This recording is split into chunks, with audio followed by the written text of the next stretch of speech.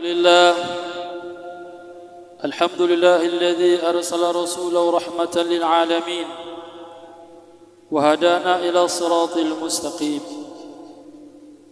أشهد أن لا إله إلا الله الملك الحق المبين، وأشهد أن سيدنا محمد رسول الله صادق الوعد الأمين.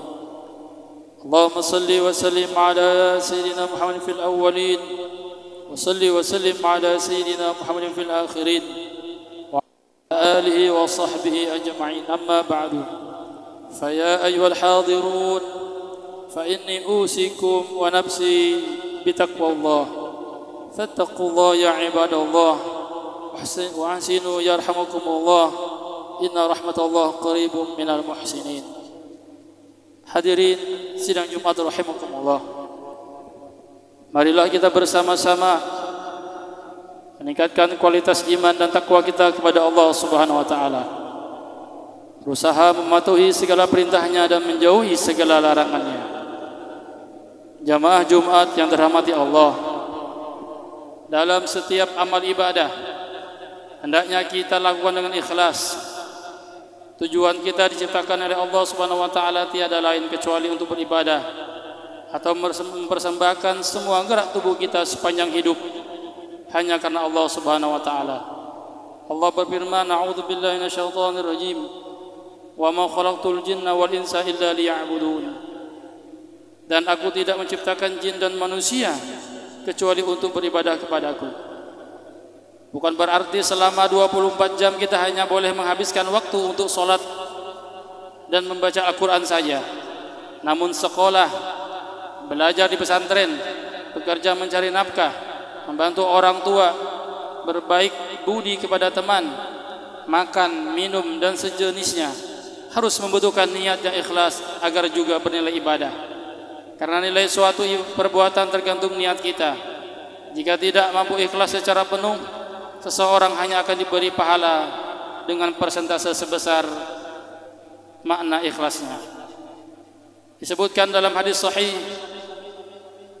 disebutkan Sayyidina Umar bin Khattab radhiyallahu anhu, "Innamal a'malu binniyat wa innamal likulli imri'in ma nawa." Sesungguhnya amal-amal itu tergantung dengan niatnya, dan setiap orang tergantung atas apa yang ia niatkan. Hadirin sidang Jumat hafizakumullah, dalam kitab Ihya Ulumuddin diceritakan terdapat satu kaum penyembah pohon. Salah seorang ahli ibadah yang mengetahui fenomena ini hendak menghancurkan tempat peribadatan penyembahan pohon tersebut. Pada hari pertama saat hamba tersebut datang, iblis menghadang. "Sudahlah, kamu jangan potong ini pohon. Andai saja kamu potong, penyembah-penyembahnya akan bisa mencari Tuhan sejenis. Percuma kamu potong. Sudahlah, kamu beribadah sendiri saja sana." Goda iblis pada ahli ibadah. Mendapat penghadangan demikian, ahli ibadah ini marah. Ia kemudian menghantam tubuh iblis yang datang menjelma sebagai sosok orang tua. Iblis pingsan seketika. Namun iblis tak patah arang. Iblis mencoba melanjutkan godaan bisikannya yang kedua. "Begini saja, kamu ini hamba yang melarat. Kamu beribadah saja sana kepada Allah. Setiap malam kamu akan aku kasih uang 2 dinar. Kamu ini bukan Rasul. Kamu bukan utusan Tuhan. Biarkan Rasul saja yang bertugas memotong pohon ini," rayu iblis. Ahli ibadah terbujuk rayu. Ia terbuai dengan bujuk rayu setan. Ia membayangkan bagaimana ini tidak solusi yang indah. Pohon akan ada yang memotong. Ia tetap bisa beribadah kepada Allah, sedangkan kemelaratannya akan segera berakhir. Kemudian ia tinggalkan lokasi. Ia beribadah di malam harinya. Pagi harinya ia temukan 2 dinar secara tiba-tiba. Pada hari ketiga, iblis ternyata tidak menunaikan janjinya. Sekarang iblis tidak lagi mengirim uang 2 dinar. Atas tipuan ini, karena merasa kesal atas perilaku iblis yang berbohong, hamba yang ahli ibadah menjadi naik pitam. Darahnya mendidih. Ia kembali tergerak untuk meruntuhkan pohon yang disembah masyarakat sekitar, yang baru saja ia urungkan kemarin hari. Saat akan memotong, ia kembali dihalang iblis. Kemarin lusa pada hari pertama saat terjadi duel, ia yang menang, iblisnya yang jatuh pingsan. Kali ini ia justru yang pingsan, iblis yang menang. Sebab apa? Ia keheranan.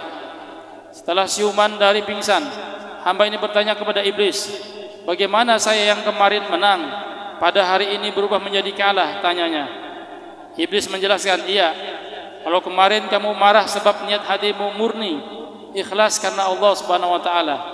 Namun pada hari ini kamu marah bukan karena Allah. Hari ini kamu marah sebab tadi malam tidak aku beri 2 dinar. Marahmu bukan karena Allah. Oleh karena itu aku bisa mengalahkanmu. Hadirin rahimakumullah, keikhlasan merupakan kewajiban bagi kita semua agar amal ibadah kita diterima Allah Subhanahu wa taala. Untuk itu, beberapa perkara yang harus kita hindari agar tidak merusak amal ikhlas kita. Yang pertama, riya. Riya berarti berbuat sesuatu agar dilihat oleh orang lain. Dalam artian pamer. Amal ibadah yang dilakukan karena ingin dilihat orang lain dan berharap pujian akan sia-sia.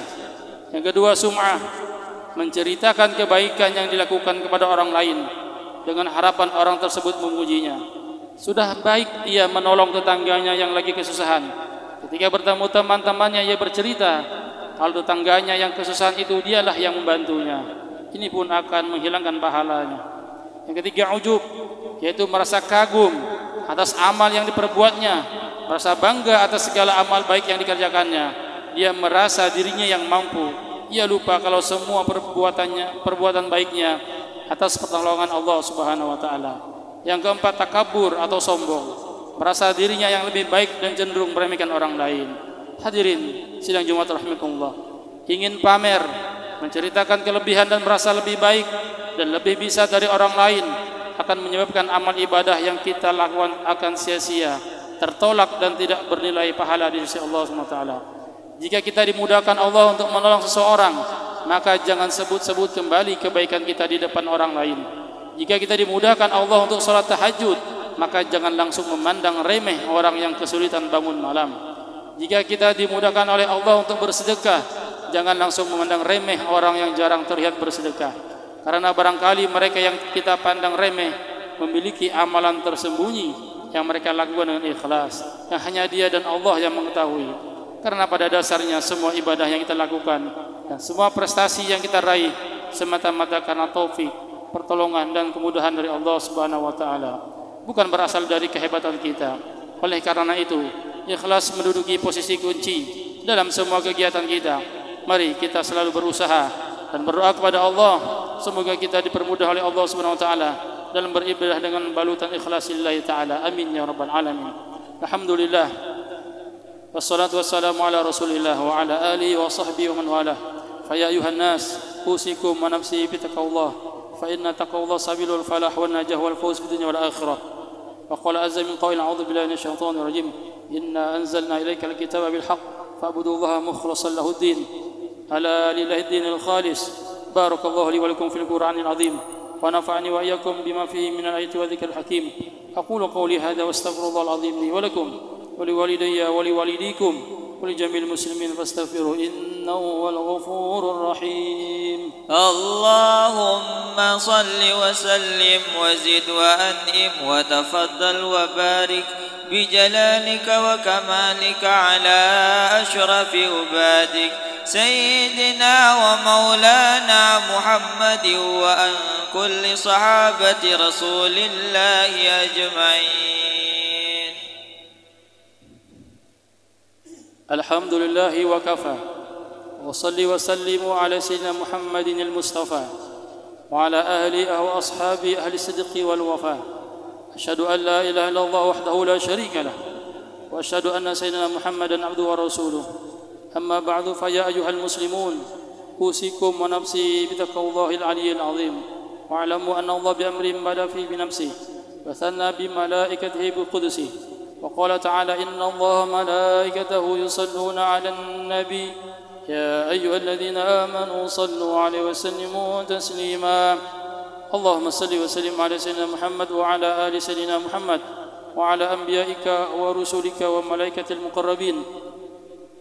وارض الله عن الخلفاء الراشدين صاحب الشفيق ذي الأصل العريق وخالفة أهل تحقيق أمير المؤمنين سيدنا أبو بكر الصديق وعلى صاحب المحراب الزاهد الأواب الناطق بالصواب الفارق الأواب أمير المؤمنين سيدنا عمر بن الخطاب، وعند النورين جامع القرآن من استحيت منه الملائكة الرحمن أمير المؤمنين سيدنا عثمان بن عفان، وعلى أسد الله الغالب إمام المشارق والمغارب أمير المؤمنين سيدنا علي بن أبي طالب، وعن بقية الصحابة والتابعين وتابع التابعين لهم بإحسان إلى يوم الدين، ورضى عنا معهم برحمتك يا أرحم الراحمين.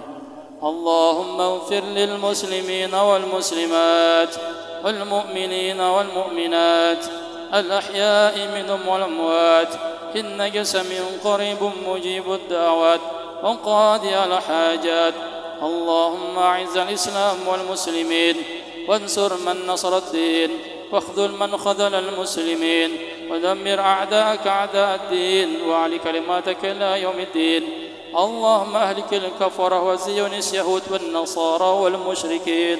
اللهم شتت شملهم وفرق جمعهم وقلل عدهم. اللهم انصر إخواننا المسلمين في فلسطين. اللهم انصر إخواننا المسلمين في لبنان. اللهم انصر إخواننا المسلمين في كل مكان. اللهم ثبت إيمانهم. اللهم وحد صفوفهم وأنزل السكينة على قلوبهم برحمتك يا أرحم الراحمين. اللهم ادفع عنا وعن المسلمين من العاهات والآفات والبليات والأسقام والأمراض والجدباء والجوراء والهمة والغمة وسوء الفتن يا أرحم الراحمين. ارحمنا والمسلمين أجمعين. ربنا آتنا في الدنيا حسنة وفي الآخرة حسنة وقنا عذاب النار.